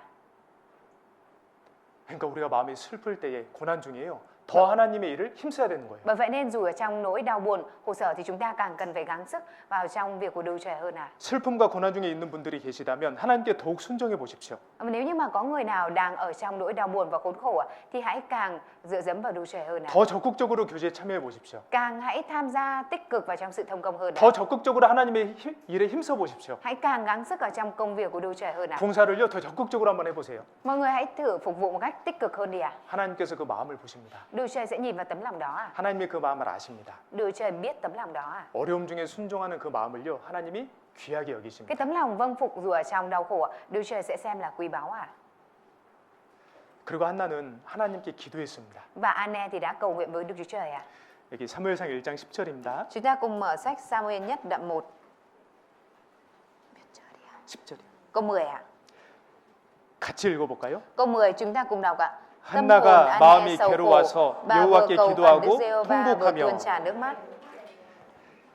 이 한나가요 분인나에게 무슨 말을 했는지 남편 엘가나에게 무슨 말을 했는지는 나와 있지 않습니다. Ở đây không có nói về việc là An-ne đã nói lại với chồng của mình là Elcana về những điều mà mình đã nghe được từ Phenina. 하고 싶은 말이 많았을 텐데요. Có lẽ rằng là An-ne đã có rất nhiều điều muốn nói à? 근데 한나가 주변 사람들에게 했던 말은 안 나와 있어요. Nhưng mà không có lời nào ghi chép về việc An-ne nói cho những người xung quanh về những việc này à? 너무나 슬프고 억울하고 고통스러운데요. Mặc dù là An-ne rất là đau khổ, rất là oan ức à? 그 슬픔을 가지고 하나님께 기도했습니다. Nhưng mà An-ne đã đem theo điều đau khổ đó cầu nguyện với Đức Chúa Trời à? 야곱의 부인 라헬이 있었습니다. Giống như là Jacob. 네, Jacob thì có vợ là Lea, 비슷한 상황이에요. cũng là ở trong cái hoàn cảnh tương tự như vậy à? 야곱의 부인이 레아와 라헬인데요. 레아는 자녀가 있는데 라헬은 자녀가 없어요. Lea, vợ của Jacob ạ, thì là hai người là Lea và Rachel ạ. Lea thì có con, còn Rachel thì không có con à. 라헬이 너무나 슬프고 속상하고 고통스러운 거예요. Lúc đó thì Rachel rất là đau buồn, khốn khổ à. 그러니까 이 라헬은 입을 누구에게 열었냐면 하나님께 연 게 아니라 남편 야곱에게 열었어요. Nhưng mà Rachel ạ thì đã mở lời với ai ạ? Rachel đã không mở lời với Đức Chúa Trời mà mở lời với chồng của mình à. 나로 자식을 낳게 하라. Hãy để cho tôi có thể sinh con. 나 죽겠다. Không tôi chắc tôi chết mất. 그렇다고 문제가 해결되는 게 Nhưng không 아니잖아요. phải vì thế mà vấn đề có thể giải quyết được à. 여러분 할 말이 많은 사람들이 그리스도인들입니다. Thưa mọi người mà có nhiều lời để phải chia sẻ, đó chính là Cơ Đốc nhân à. 우리가 말하고 싶어도 꼭 참고 있는 게 있죠. Có những cái mà dù chúng ta muốn nói nhưng mà chúng ta vẫn nhịn à. 하나님 때문에요. Đó là vì Đức Chúa Trời à. 주님 때문에요. Vì Chúa à. 내가 말하고 싶은데 말하지 않는 게 있습니다. Có những cái là mặc dù mình muốn nói nhưng mà mình không nói à. 우리가 정신줄 놔버리고 내 마음에 있는 말 다 한다면요. 몇 시간이고 말할 수 있습니다. Nếu như mà chúng ta thả lỏng tinh thần của mình ra và chúng ta nói hết những cái mà mình nghĩ thì có thể là chúng ta sẽ nói mấy tiếng đồng hồ mà không ngớt à. 근데 우리가 꼭 참는 게 있잖아요. Nhưng mà có những cái mà mình nhất định mình nhẫn nhịn lại à. 여러분들은 평소에 입을 누구에게 열고 계십니까? Thế mọi người bình thường mọi người đang mở miệng nói với ai à? 내 이 슬픔을 누구에게 쏟아내고 계십니까? Mình đang bày tỏ, mình đang đổ những cái nỗi buồn của mình cho ai à? 나와 잘 통하는 사람에게요? 아니면 하나님께요? Có phải là những người mà hợp lòng với mình hay là mình đang nói với Đức Chúa Trời à? 한나는요. 하나님 앞에 그걸 다 쏟아냈습니다. An-ne ạ, thì đã tuôn đổ hết những điều này với Đức Chúa Trời à? 여기 기도하고 통곡하며라고 했습니다. Ở trong này con nói là An-ne đã sầu khổ và vừa cầu khẩn với Đức Chúa Trời à? 통곡이라는 것은 vừa tuôn tràn 소리내서 nước mắt. 우는 거잖아요. Tuôn tràn nước mắt ở đây tức là bà đã vừa khóc mà ra tiếng à? 다른 사람에게 할 수 있는 말을 꼭꼭 참아놓으니까요. 이게 하나님 앞에서 다 터지는 거예요. Vì là bà nhẫn nhịn hết và không có nói những lời này với những người khác nên trước mặt Đức Trời bà đã dốc đổ mọi thứ ra. 그러니까 울음까지 나오는 거고 소리내어 우는 겁니다. Bởi vậy nên mới khóc và khóc thành tiếng à? 제가 어떤 그 여자아이 2명이 노는 걸 봤어요. Thầy đã từng thấy có hai em bé gái chơi với nhau à? 한 명은 언니인데 유치원생이에요. Chị thì là học sinh mẫu giáo à? 그리고 동생은 이제 말을 잘 못하고 이제 막 걷기 시작할 정도입니다. 이제 좀 걸어 다닐 수 있는 정도예요. Lúc đó thì em gái thì vẫn còn nhỏ mà trong cái mức độ là mới chỉ bắt đầu tập đi thôi à? 근데 보통 언니들이 동생들 막 이렇게 막 못하게 하고 괴롭히게 하고 자기만 하려고 하잖아요. Bình thường thì các chị thì hay bắt nạt em mà không cho em chơi được cùng đúng không ạ? 동생이 너무 속상한데 Lúc đó thì em rất là tổn thương à? 일단 말을 못해요. Nhưng mà nói không nói được à? 아직 말을 안 Tại 배웠으니까. vì là chưa học nói, chưa có thể nói được à? 이 동생이 너무 속상하니까요. Và lúc đó thì em rất là đau lòng à? 이렇게 누굴 찾습니다. Nên là tìm đến một ai đó à? 누굴 찾았을까요? Mọi người nghĩ là tìm ai đây à? 엄마를 찾았어요. Tìm mẹ à? 엄마한테 달려가요. Chạy vào mẹ à? 통곡을 합니다. Và sau đó khóc òa lên ạ, khóc thành tiếng à? 그러면 엄마가 이렇게 다독여줘요. Và sau đó là mẹ an ủi à? 그러니까 동생 về ạ. 그 아이가 또 풀린 거예요. Rồi đứa trẻ đó thì được giải tỏa à? 어쩌면 우리에게도 그런 모습이 필요하다 생각을 했습니다. Nhiều khi thầy nghĩ rằng có những lúc chúng ta cũng cần phải có hình ảnh như vậy à? 어차피 나의 말을 가장 귀 기울여 들어주시는 분은 하나님이세요. Bởi vì đằng nào đấng mà chú tâm lắng tai lời của chúng ta nhất là Đức Chúa Trời ạ. 내 이 슬픔을 알아주시는 분은 하나님이세요. Nỗi buồn của chúng ta thì có Đức Chúa Trời biết đến à? 이 슬픔을 기쁨으로 바꿔주실 수 있는 분도 오직 하나님이세요. Và đấng mà có thể thay đổi nỗi buồn của chúng ta thành niềm vui cũng chỉ có mỗi Đức Chúa Trời ạ. 하나님께 이야기하는 게 가장 빠릅니다. Cái cách nhanh nhất đó là mình nói với Đức Chúa Trời ạ. 하나님께 이야기하는 게 가장 속 편합니다. Cái cách mà và việc mình nói với Đức Chúa Trời là thoải mái nhất ạ. 하나님께 이야기할 때 우리는 가장 큰 위로를 받을 수 Khi mà chúng 있습니다. ta nói với Đức Chúa Trời thì chúng ta có thể nhận được sự an ủi ạ. 누군가 내 마음을 흔들 때에, Khi mà có ai đó làm lung lay tấm lòng của chúng ta 누군가 내 마음을 격동시킬 때에요. và khi mà có ai kích động tấm lòng của mình ạ, 하나님께 말해야 되는 거예요. mình phải nói với Đức Chúa Trời ạ. 탄산음료 있잖아요. Chẳng phải có cái thức uống có ga hay sao ạ? 흔들다가 탁 토면 팍 터지잖아요. Thức uống có ga nếu như mà chúng ta lắc trước khi mở bình thì đến lúc mà chúng ta mở bình thì nó sẽ trào ga ra, đúng không ạ? 누군가 내 마음을 그렇게 흔들 때 Khi mà có ai đó lắc tấm lòng của chúng ta như vậy ạ, 뭔가 하고 싶은 말들이 여기까지 찼을 때요. khi mà những điều mà chúng ta muốn nói nó ngập lên tận đây rồi ạ, 예, 잘 참고 계셨다가 하나님 앞에 토해내십시오. chúng ta hãy cố giữ nó và hãy bộc bạch hết trước mặt Đức Chúa Trời ạ.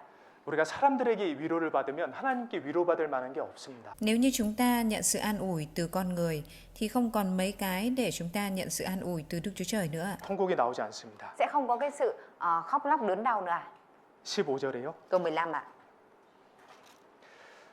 한나가 대답하여 가로되 나의 주여 그렇지 아니하니이다. 나는 마음이 슬픈 여자라 포도주나 독주를 마신 것이 아니오 여호와 앞에 나의 심정을 통한 것뿐이오니. Thưa Chúa, không phải vậy. Tôi là một người phụ nữ có tâm hồn khốn khổ. Tôi không uống rượu hay những thứ làm cho say, nhưng tôi dốc đổ nỗi lòng tôi trước mặt Đức Giê-hô-va. 여러분 여호와 앞에 기도하고 통곡하고 심정을 통하는 건요 하나님이 들으십니다. Thưa mọi người, cái việc mà chúng ta dốc đổ khóc lóc đớn đau và nói trước mặt Đức Chúa Trời thì Đức Chúa Trời lắng nghe. 하나님의 그 기도에 귀를 기울이셔요. Đức Chúa Trời lắng tai nghe lời cầu nguyện đó à? 시편 145편 Chúng ta cùng mở sách Thi Thiên đoạn 145 ạ. 아.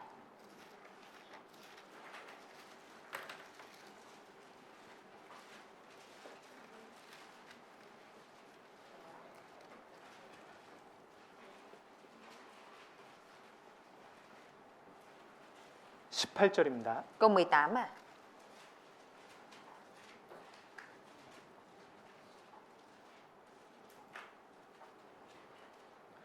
시편 145편 18절 같이 Thi 읽겠습니다. Thiên đoạn 145 câu 18 chúng ta cùng đọc ạ. 여호와께서는 자기에게 강구하는 모든 자, 곧 진실하게 강구하는 모든 자에게 가까이 하시는도다.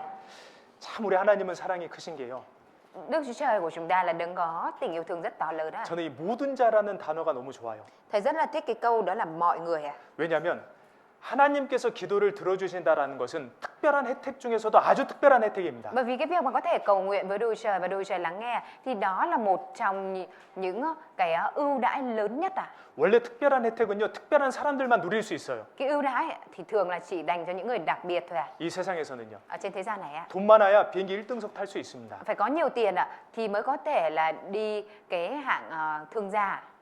하나님은 그런 거 없으세요. Nhưng mà Đức Chúa Trời thì không có như vậy ạ. 모든 자예요. Là mọi người ạ. 수고하고 무거운 짐진 자들아 다 내게로 오라. Hỡi những ai gánh nặng và mệt mỏi hãy đến với ta. 아주 특별한 은혜와 사랑을 모든 자에게 주고 싶어 하십니다. Cái đặc quyền đặc biệt này của Đức Chúa Trời đã được trao cho tất cả mọi người ạ. 여호와께서는 자기에게 간구하는 모든 자, 곧 진실하게 간구하는 모든 자에게 가까이 하시는도다. Đức Giê-hô-va ở gần mọi người cầu khẩn Ngài, tức ở gần mọi người thành tâm cầu khẩn Ngài ạ. 그러면 내가 해야 될 일은 Vậy thì việc mà chúng ta phải làm 하나님께 간절히 기도하는 거예요. đó là cầu khẩn với Đức Chúa Trời một cách khao khát 내 슬픔을 하나님 앞에 다 내어놓는 거예요. Nỗi buồn của mình phải tuôn đổ, dốc đổ hết lên cho Đức Chúa Trời ạ. 분명히 하나님께서 여기 가까이 하신다고 약속하셨습니다. Rõ ràng Đức Chúa Trời ở đây Ngài đã hứa là Ngài ở gần ạ. 진짜 하나님께서는 한나에게 가까이 하셨어요. Đức Chúa Trời đã thực sự ở gần với An-nê ạ. 한나의 기도를 들어주셨어요. Ngài đã lắng nghe lời cầu nguyện của An-nê ạ. 뿐만 아니라 한나는요 오래 기도했습니다. Không chỉ vậy, An-nê đã cầu nguyện trong một thời gian dài ạ. 사무엘상 1장 Chúng ta mở lại sách Sa-muel nhất ạ, đoạn 1 ạ.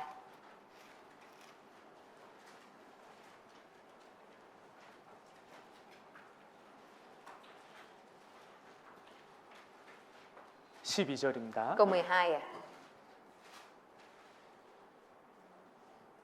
같이 읽겠습니다. Chúng ta cùng đọc ạ. Trong khi 그가 An-nê 여호와 cầu nguyện 앞에 thật 오래 lâu trước 기도하는 mặt Đức 동안에 Giê-hô-va, 엘리야가 thì 그의 Ê-li 입을 quan sát điện 주목한즉 bạc. 그가 한나가 여호와 앞에 오래 기도하는 동안에 Khi An-nê cầu nguyện thật lâu trước mặt Đức Giê-hô-va, 오래 기도했다라는 것은 진실한 기도라는 겁니다.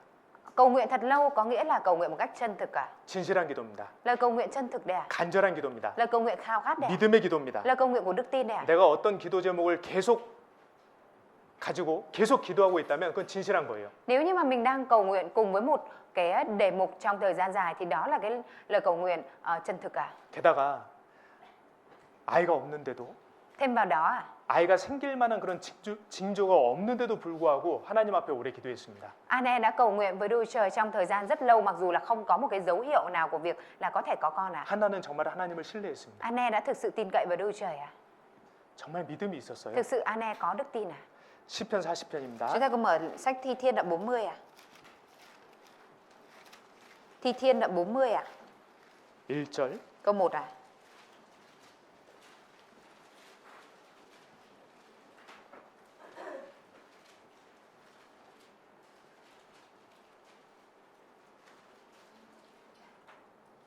시편 40편 1절 같이 읽겠습니다. Thi Thiên đoạn 40 câu 1 chúng ta cùng đọc ạ. 내가 여호와를 기다리고 기다렸더니 귀를 기울이사 나의 부르짖음을 들으셨도다. 이 베트남 성경에는 오래 기다렸다라고 했는데요. 한국 성경에는요. 기다리고 기다렸더니입니다. Ở trong kinh thánh tiếng Việt thì nói là kiên nhẫn trông đợi ạ. 여러분 기다리는 거 시작하기는 쉽습니다. Thưa mọi người, cái việc mà chờ đợi lúc đầu mới bắt đầu thì dễ à? 계속 기다리는 건 쉽지 않아요. Nhưng cái việc mà cứ liên tục chờ đợi thì không dễ đâu ạ.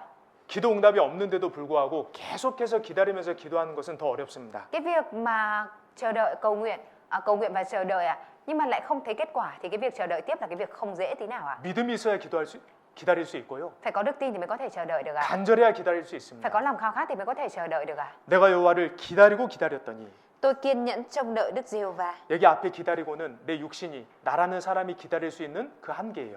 Cái từ kiên nhẫn đầu tiên ở đây ạ, nó là cái hạn, cái giới hạn mà mình có thể chờ đợi ạ. 거기서 끝나면 안 됩니다. Nhưng mà nếu dừng lại ở đó không thì không 두 được ạ. 번째 기다렸더니가 있습니다. Ở đây có nói đến cái sự trông đợi phía sau nữa. 이건 신앙으로 기다리는 Ở 거예요. đây chính là cái sự trông đợi, chờ đợi bằng đức tin ạ. 하나님께 간절히 기도하면서 기다리고 기다린 그 사람에게 하나님의 귀를 기울여 주시고 그 부르짖음을 들어 주십니다. Đức Trời sẽ nghiêng tai những người mà kiên nhẫn trông đợi Đức Trời và sẽ lắng nghe cái lời kêu cầu đó à. 우리 하나님은 보시는 거예요. Đức Trời của chúng ta thì nhìn vào. 진짜 nhìn thấy 우리가 à. 그걸 원하는지 보시는 거예요. Ngài nhìn xem là chúng ta có thực sự khao khát mong muốn điều đó hay không 진짜 ạ. 원하면요 계속 기도하게 되어 있습니다. Nếu như mà chúng ta thực sự mong muốn thì chúng ta sẽ liên tục cầu nguyện về điều đấy. 하나님은 기다리는 사람을 기다리셔요. Đức Trời thì sẽ chờ đợi người mà chờ đợi ạ. 복 주시려고요. Để cho ban phước cho ạ. 축복해 주시려고. Để chúc phước à. 이사야 30장 Chúng ta cùng mở sách Ê-sai đoạn 40 à. 30 à. 18절입니다. Câu 18 à. Ê-sai đoạn 30 câu 18 à.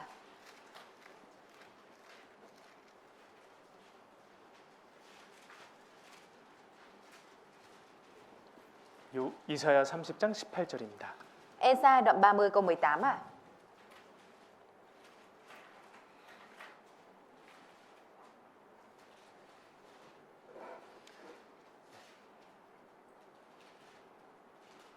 우리 같이 읽어볼까요? Chúng ta cùng đọc ạ. 그러나 여호와께서 기다리시나니 이는 너에게 은혜를 베풀려 하심이요 일어나시리니 이는 너희를 긍휼히 여기려 하심이라. 대저 여호와는 공의의 하나님이심이라. 무릇 그를 기다리는 자는 복이 있도다. 예, 하나님은 공의 하나님이세요. Đúng ạ, Đức Trời là đấng công minh ạ. 행한 대로 갚아주셔요. Ngài sẽ báo trả theo những gì chúng ta đã làm. 하나님이 누구에게 복을 주시냐면요. Đức Trời là đấng tuôn đổ phước cho ai ạ? 하나님을 기다리는 사람들입니다. Đó là những người mà trông đợi Ngài ạ. 그를 기다리는 자는 복이 있도다. Chúa đã nói phước cho mọi người trông đợi Ngài ạ. 믿음으로 bởi 간절함으로 오래 기도하는 그 사람의 기도를 하나님이 들으십니다. Đức Trời sẽ lắng nghe lời cầu nguyện của người mà cầu nguyện với Đức Trời với đức tin và trông đợi lời Ngài một cách lâu dài ạ. 여러분, chờ đợi ạ. 기도는 사라지는 게 아니에요. Thưa mọi người, lời cầu nguyện của chúng ta không phải là nó sẽ biến mất đâu ạ. 기도는요 하나님 앞에 쌓이고 있습니다. lời cầu nguyện của chúng ta thì đang được tích tụ với Đức Trời trên Đức 그래서 Trời ạ. 요한계시록 5장 8절에 보면 이 향은 성도들의 기도다. Bởi vậy nên ở trong sách Khải Huyền đoạn 5 câu 8 có nói là hương này chính là lời cầu nguyện của các tín hữu tín đồ. 우리가 하고 있는 그 기도가요 하나님 앞에 쌓이고 있어요. Lời cầu nguyện của chúng ta thì đang được tích lũy ở trên Đức Chúa Trời 우리가 물건 살 때 포인트 적립할 때가 있습니다. Kể cả khi mà chúng ta mua đồ thì cũng có những lúc mà chúng ta tích điểm 그렇죠? đúng không ạ? 어느 정도 포인트가 되면 그걸로 뭘 살 수가 있어요. Khi mà chúng ta tích được một cái số điểm nào đó rồi thì chúng ta có thể dùng cái số điểm này để mua một cái đồ gì đấy 우리 기도도 하나님 앞에 적립되고 있습니다. Lời cầu nguyện của chúng ta cũng đang được thiết lập ở trên Đức Chúa Trời 하나님이 듣고 계셔요. Đức Chúa Trời đang lắng nghe 하나님이 우리 기도를 모아두고 계셔요. Đức Chúa Trời đang gom những lời cầu nguyện của chúng ta lại 기도는 결코 헛된 게 Lời 아닙니다. cầu nguyện của chúng ta tuyệt đối không phải là vô ích đâu 기도하지 않는 인생이 헛된 인생이 되죠. 기도하는 인생은요 결코 헛된 인생이 아니에요. Một cuộc đời mà không cầu nguyện thì mới vô ích cả. Nhưng mà cuộc đời mà có cầu nguyện thì tuyệt đối không hề vô ích cả. 당장은 응답이 없을지라도요. Cho dù có thể là ngay lập tức chưa có sự ứng đáp 하나님 뜻에 맞는 기도는 하나님이 듣고 계십니다. Nhưng mà lời cầu nguyện hợp theo ý muốn của Đức Chúa Trời thì Đức Chúa Trời lắng nghe 한나는 오래 기도했어요. Anne đã cầu nguyện trong một thời gian dài 그러니까 하나님이 그런 한나를 생각하셨어요. Vì thế nên Đức Chúa Trời đã nghĩ đến Anne đó. 사무엘상 Chúng 1장입니다. ta cùng mở lại sách Samuel nhất đoạn 1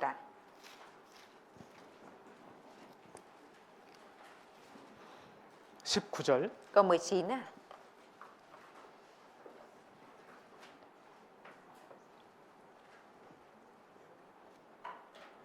그들이 아침에 일찍 일어나 여호와 앞에 경배하고 돌아가서 라마의 자기 집에 이르니라. 엘가나가 그 아내 한나와 동침함에 여호와께서 그를 생각하신지라. Sáng hôm sau, vợ chồng Elkana dậy sớm thờ phượng Đức Giê-hô-va. Rồi trở về nhà mình tại Rama, Elkana ăn ở với Anne là vợ mình. Đức Giê-hô-va nhớ đến bà. 여호와께서 그를 생각하신지라. Đức Giê-hô-va nhớ đến bà. 이 말씀 너무 좋은 것 같아요. Cái lời kinh thánh này rất là tốt 여호와께서 그를 생각하신지라. Đức Giê-hô-va nhớ đến bà. 그러니까 여호와께서요 그 한나를 생각하셨어요. Đức Trời đã suy nghĩ đến Anne 그 여기 사무엘상 2장이에요. Ở trong Samuel nhất đoạn 2 3절에 câu 3 뒷부분입니다. ở phần phía sau 여호와는 지식의 하나님이시라 행동을 달아보시느니라. Vì Đức Giê-hô-va là Đức Chúa Trời thông biết mọi điều, Ngài đánh giá mọi hành động 예, 이 하나님은 다 알고 계시는 하나님이세요. Đức Trời là đấng biết hết mọi điều 사람의 행동은 물론이고요, 마음과 생각까지 다 아십니다. Hành động của con người thì đương nhiên rồi, nhưng mà cả tấm lòng của con người Đức Trời cũng biết 하나님은 우리 마음을 다 알고 계세요. Đức Trời biết tấm lòng của chúng ta hết 우리가 어떻게 살아가는지도 알고 계세요. Ngài cũng biết là chúng ta đang sống như thế nào 얼마나 간절히 기도하는지 알고 Ngài 계세요. cũng biết là chúng ta đang cầu nguyện khao khát bao nhiêu 얼마나 주님 안에서 순종하는지 알고 계셔요. Ngài cũng biết là chúng ta đang vâng phục trong Chúa bao nhiêu 나도 나를 잘 모릅니다. Chính bản thân mình cũng không biết rõ mình 근데 하나님은 나를 너무나 잘 아셔요. Nhưng mà Đức Trời thì rất biết rõ mình 지식의 하나님이시거든요. Vì Đức Trời là đấng thông hiểu mọi điều thông biết mọi điều 하나님께서는 한나가 불임 중에 슬퍼하는 걸 아셨습니다. Đức Trời biết là Anne đang đau buồn vì việc là hiếm muộn 하나님께서는 한나가 분인 나에게 괴롭힘 당하는 것도 아셨습니다. Đức Trời cũng biết là cái việc Anne đang bị Phenina làm khổ 하나님께서는 한나가 슬픔과 고통 중에서도 성막에 계속 올라가는 걸 아셨습니다. Và Đức Trời cũng biết là việc mà Anne vẫn luôn lên đền tạm của Đức Trời để thờ phượng Ngài dù trong nỗi buồn và sự đau khổ 하나님께서는 한나가 제사장 엘리에게 오해를 받음에도 불구하고 공손하게 그를 대하는 걸 아셨습니다. Mặc dù và Đức Trời cũng biết là việc mặc dù Anne bị thầy tế lễ hiểu lầm nhưng bà vẫn mang theo thái độ khiêm tốn để trả lời 하나님은 한나의 마음도 아셨고 믿음도 아셨어요. Đức Trời biết cả tấm lòng và đức tin của Anne 한나의 삶을 다 아셨어요. Đức Trời đã biết hết đời sống của Anne 그러니까 하나님이 그 한나를 Vì 생각하셨어요. thế nên Đức Trời đã nhớ đến bà 주만 홀로 인생의 마음을 다 아심이니이다. là đấng thông biết mọi điều 하나님은 나에 대해서 모르는 게 없으세요. Đức Trời thì không biết Đức Trời thì không có điều gì là không biết về mình 정말 다 아십니다. Ngài thực sự biết hết đấy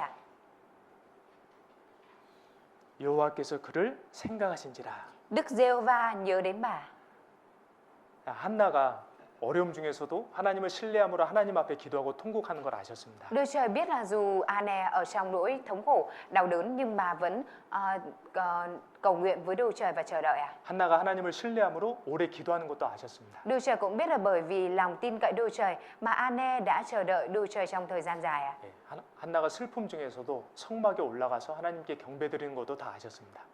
Và Đức Trời cũng biết cả việc là mặc dù ở trong nỗi đau khổ đó nhưng mà Anne vẫn lên đền thờ để thờ phượng Đức Trời à? 혹 우리의 기도 응답이 더딜지라도요. Cho dù là lời cầu nguyện của chúng ta đang được ứng đáp chậm à? 하나님이 우리 삶을 알고 계시고 Nhưng mà Đức Trời cũng đều biết cái đời sống của chúng ta hiện tại à? 보고 계셔요. Ngài đang nhìn vào à?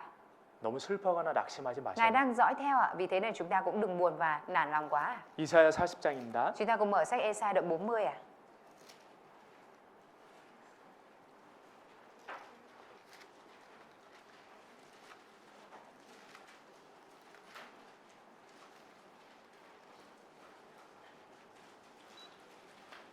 이사야 40장 Ê-sai đoạn 40 ạ. 27절 Câu 27 ạ.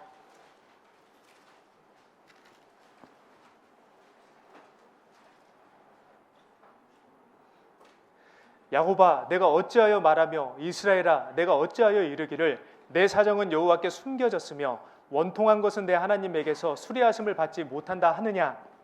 Vậy hỡi Gia-cốp sao con nói, hỡi Israel sao con than thở, đường lối tôi đã bị xẻ khuất khỏi Đức Giê-hô-va, Đức Chúa Trời tôi không còn quan tâm đến quyền lợi của tôi. 왜 하나님은 내 사정 몰라주시지? 라는 생각이 들 수 있습니다. Thế là mình có thể suy nghĩ rằng tại sao Đức Trời lại không biết cho cái việc của mình. 왜 하나님은 내 억울한 걸 풀어주지 않으시지? 원통해할 수도 Có 있습니다. thể là mình cảm thấy oán trách vì tại sao Đức Trời lại không có giải tỏa cái oan ức của mình. 근데 그건 우리의 오해예요. Nhưng mà cái đó là sự hiểu lầm của mình thôi ạ. 28절에 Câu 28 à. 같이 읽겠습니다. Chúng ta cùng đọc ạ. 너는 알지 못하였느냐 듣지 못하였느냐 영원하신 하나님 여호와 땅 끝까지 창조하신 자는 피곤치 아니하시며 굶비치 아니하시며 명철이 한이 없으시며. 예, 하나님은요 명철 지혜가 한이 없으신 분이에요. 무한하신 분이세요. Sự hiểu biết của Đức Chúa Trời không thể dò được, sự khôn ngoan của Ngài là vô hạn. 하나님이 내 마음, 내 상황, 내 고난, 내 슬픔 다 아십니다. Đức Trời biết hết mọi điều, biết hết nỗi đau, nỗi buồn và sự lo lắng của chúng ta. 혹시 나의 기도 응답이 더딘 것은요. Nếu như mà chúng ta đang có cái sự chậm trễ trong lời ứng đáp à? 하나님께서 우리 마음과 믿음을 달아보시는데 이렇게 저울에 달아보는 것처럼 우리 마음과 믿음을 달아보시는데 Vì có thể khi Đức Chúa Trời cân tấm lòng và đức tin của chúng ta, 우리의 마음과 믿음이 아직 부족하기 때문일 수도 있어요. Có thể là điều bởi vì là đức tin và đức tin của chúng ta vẫn còn đang thiếu sót à? 여호와는 지식의 하나님이라 행동을 달아보시느니라. Giê-hô-va là Đức Chúa Trời thông biết mọi điều, Ngài đánh giá mọi hành động.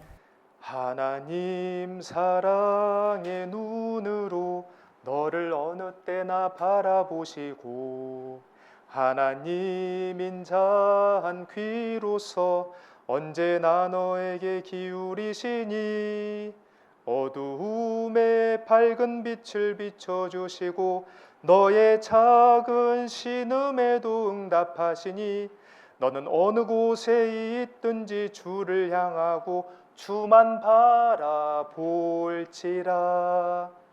Ở trong này cái lời bài hát thánh ca này có nói con mắt về tình yêu thương của Đức Trời luôn dõi theo bạn bất cứ khi nào. Sự nhân từ của Đức Trời thì lúc nào cũng lắng tai nghe bạn. Dù là ở trong bóng tối thì Ngài luôn chiếu sáng chúng ta bằng ánh sáng. Và dù là những cái lời than thở nhỏ nhặt của chúng ta thì Ngài cũng đều ứng đáp. Và dù là mình ở đâu thì Chúa cũng hướng đến mình. Dù mà mình ở đâu thì mình cũng phải hướng đến Chúa và phải chỉ nhìn mỗi mình Chúa. 하나님께서 여러분을 사랑의 눈으로 바라보고 계십니다. Đức Trời đang nhìn vào mọi người ở đây bằng con mắt yêu thương à? 인자하신 하나님께서 여러분의 기도에 귀를 기울이고 계십니다. Đức Trời đấng nhân từ thì đang lắng tai nghe mọi người à? 우리의 작은 신음에도 응답한다고 하셨죠? Chúa đã trong lời này có nói là Chúa lắng nghe cả cái lời than thở nhỏ nhặt của chúng ta đúng không ạ? 지난 날 과거를 한번 생각을 해보십시오. Mọi người hãy thử nhìn vào những ngày đã qua xem ạ. 내가 하나님 앞에 진실하게 기도했던 거요. 하나님이 다 응답해 Những 주셨습니다. cái mà mình đã cầu nguyện khao khát với Đức Trời thì Đức Trời cũng đều đã lắng nghe à? 너는 어느 곳에 있든지 주를 바라고 주만 바라볼지라. Dù con ở đâu thì cũng chỉ nhìn vào Chúa và chỉ trông mong vào Chúa. 예. 그리고 기도를 하고 있다면 우리는 행동해야 합니다. Và nếu như mà chúng ta đang cầu nguyện thì chúng ta cũng phải hành động nữa à? 다시 사무엘상 1장 Chúng ta cùng mở lại sách Sa-muel nhất ạ. 19절에 보시면요. Câu 19 à.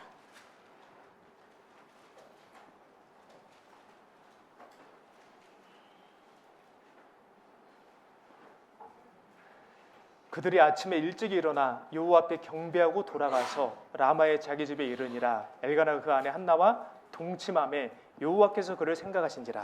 Sáng hôm sau, vợ chồng Elkana dậy sớm thờ phượng Đức Giê-hô-va rồi trở về nhà mình tại Rama. Elkana ăn ở với Ane là vợ mình. Đức Giê-hô-va nhớ đến bà. 자, 여기 여호와께서 그를 생각하신지라 하셨는데요. Ở trong này có nói là Đức Giê-hô-va nhớ đến bà. 동침함에라는 그 단어와 연결시켜 두셨습니다. Chúa đã liên kết với lại câu trước là Elkana ăn ở với Ane. 동침함에 여호와께서 그를 생각하신지라. Elkana ăn ở với Ane và sau đó Đức Giê-hô-va nhớ đến bà. 왜 이걸 연결시켜 Vậy 두셨을까요? thì sao Đức Trời lại liên kết điều này lại à? 기도 중요합니다. 기도 중요합니다. Việc cầu nguyện là quan trọng à? 그런데요, 우리 사람이 할 수 있는 일은 해야 되는 거예요. Thế nhưng mà con người chúng ta cũng phải làm hết sức những việc mà mình có thể làm à? 우리가 할 수 있는 일을 할 때에 하나님께서도 하나님께서 하실 수 있는 일을 해주십니다. Khi mà chúng ta làm hết sức những cái việc mình có thể làm thì Đức Trời cũng làm cái phần việc của Đức Trời à? 한나가 기도만 한 게 아니에요. Không phải là Ane chỉ cầu nguyện không à? 남편과 동침을 했습니다. Bà cũng đã ăn nằm với chồng của mình 내가 à? 할 수 있는 노력을 했습니다. Cũng đã nỗ lực cái phần mình có thể làm à? 그렇죠? Đúng rồi à? 우리 때로는요, 기도는 하는데요, Đôi lúc thì mặc dù chúng ta cầu nguyện à, 기도에 그 맞는 행함을 안 할 때도 있어요. nhưng mà cũng có những lúc là chúng ta không có những cái hành động tương xứng với lời cầu nguyện của mình à. 정말 가족이 구원받기를 원해서 기도를 하는데 가족들에게 전도를 안 할 수도 있습니다. Mặc dù là mình thực sự có lời cầu nguyện là mong muốn gia đình mình nhận được sự cứu rỗi, nhưng mà mình lại không có những hành động để giúp cho gia đình của mình nhận được sự cứu rỗi à. 내가 가족 전도를 위해 기도하고 있다면 Nếu như mà mình đang cầu nguyện cho việc truyền giảng cho gia đình à, 정말 가족들에게 입을 열어야 하는 거예요. thì mình phải thực sự mở miệng với gia đình của mình à. 그때 하나님이 생각해 주시고 도와주시는 겁니다. Lúc đó thì Đức Trời sẽ nghĩ đến và giúp đỡ, nhớ đến và giúp đỡ à. 내가 해야 될 일은 최선을 다해서 하고 Mình phải làm hết sức mà mình có thể làm à, 하나님의 도우심을 기다리는 겁니다. và chờ đợi sự giúp đỡ của Đức Chúa Trời à. 때로는요, 우리는 기도는 하는데 행함이 없어요. Đôi lúc thì chúng ta cầu nguyện nhưng chúng ta lại không có hành động à. 그러면 안 되는 겁니다. Như vậy thì không được à. 이사야 62장. Chúng ta cùng mở sách Ê-sai đoạn 62 à. 이사야 62장 Ê-sai đoạn 62 à. 6절입니다. Câu 6 à.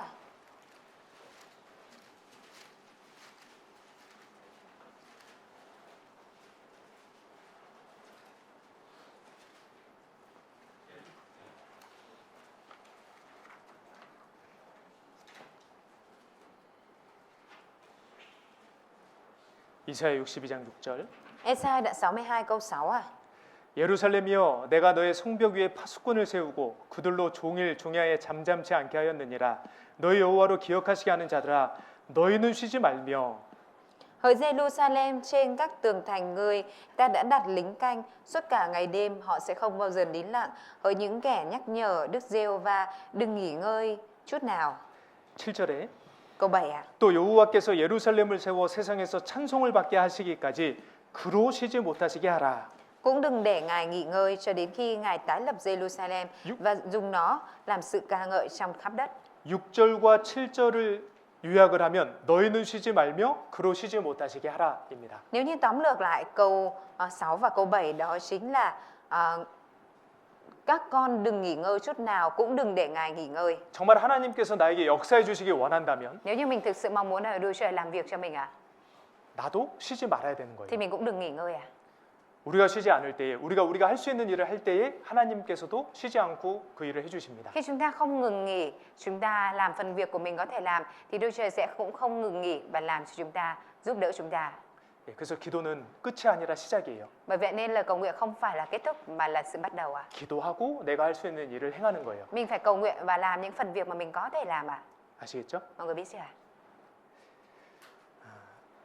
자, 이 한나가 살던 때는 사사 시대였습니다. Thời điểm mà Ane sống là thời các quan xét à. 자기 소견에 옳은 대로 살았을 때예요. Đó là thời điểm mà con người ta đã sống theo những gì mà mình nghĩ là đúng cho là phải à. 근데 하나님께서는 이 사무엘상 시작을 통해서 어떤 삶이 하나님 보시기에 바른 삶인지 우리에게 가르쳐 주십니다. Nhưng mà thông qua sự khởi đầu bắt đầu của sách Samuel nhất à, Đức Trời cho chúng ta biết một đời sống như thế nào mới là đời sống đúng đắn à. 자기 소견대로 사는 게 옳은 것이 아니고요. Không phải là cái việc mà sống theo ý của mình đó là đúng à. 하나님께 기도하고 하나님께 묻고 하나님께 순종하는 삶이 중요하다는 걸 알려주신 거예요. Đức Chúa Trời muốn cho mình biết là cái đời sống mà cầu hỏi Đức Chúa Trời, đời sống mà theo ý muốn của Đức Chúa Trời thì đó mới là đời sống đúng đắn 사무엘상의 시작은 한나의 기도로 시작이 됐습니다. Samuel nhất được bắt đầu bởi sự cầu nguyện của Anne. 우리도 그러면 좋겠어요. Nếu chúng ta cũng có thể được như vậy thì rất tốt 하루의 시작을 기도로 시작하는 거예요. Một ngày mới của chúng ta được bắt đầu bằng lời cầu nguyện của mình 한 주의 시작을 기도로 시작하는 거예요. Một tuần mới của chúng ta được bắt đầu bằng lời cầu nguyện 오늘 주일입니다. 한 주의 시작이에요. Hôm nay là chủ nhật, là ngày bắt đầu của một tuần mới 내 마음에 있는 것들, Những cái trong tấm lòng của mình 내 마음에 슬픔이 있는 것들, Những cái mà đau buồn ở trong lòng mình 하나님 앞에 소원이 있는 것들요. 하나님께 먼저 아뢰고 기도하고 시작하는 Những cái 거예요. ước muốn của mình với Đức Chúa Trời thì mình sẽ bắt đầu bằng lời cầu nguyện trước tiên lên cho Đức Chúa Trời và bộc bạch giải bày những điều này 다급한 일이 생겼을 때도 먼저 하나님께 기도하는 거예요. Khi mà kể cả có những việc gấp gáp thì mình phải cầu nguyện với Đức Chúa Trời lên trước 직장에서도 일을 시작하기 전에 먼저 기도하는 거예요. Trước khi mà bắt đầu công việc ở công ty thì mình cũng dâng lời cầu nguyện với Đức Chúa Trời trước 내가 어떤 일을 가지고 하나님께 기도하는 것은 마치 이메일을 보낼 때요. CC 첨부하는 것과 같습니다.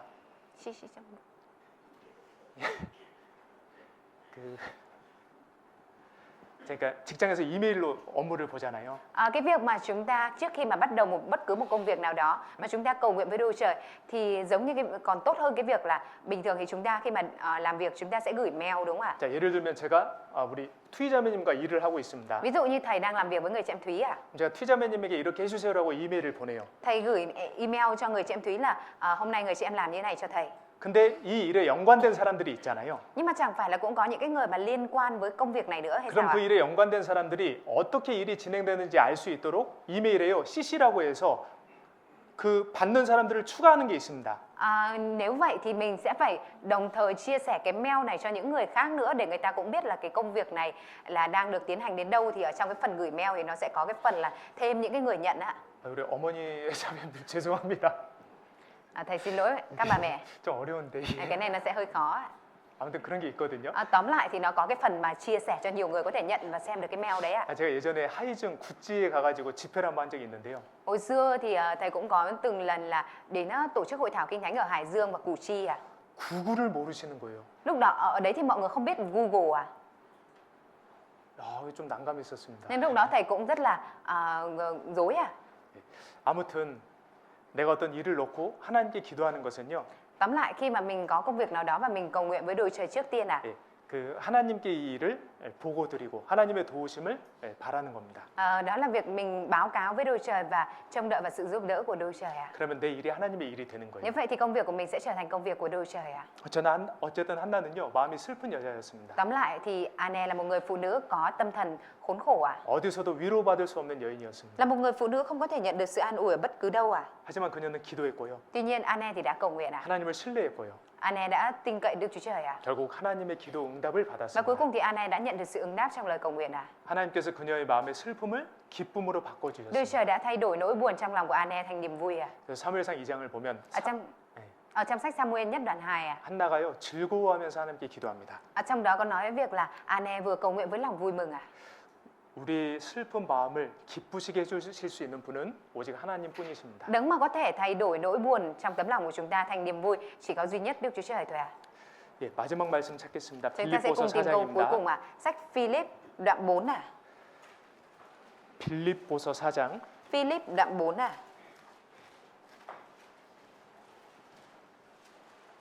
6절 7절입니다. Câu 6, câu 7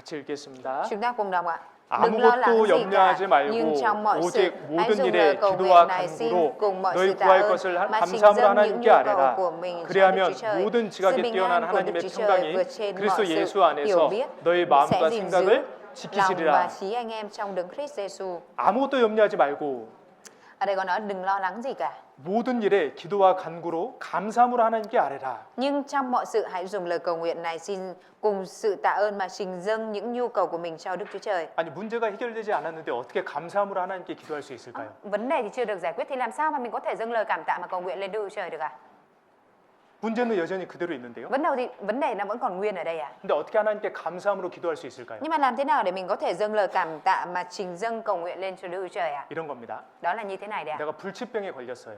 불치병. 이제 치료하기 어려운 병에 걸렸어요. Mình mắc một cái bệnh khó có thể chữa được à?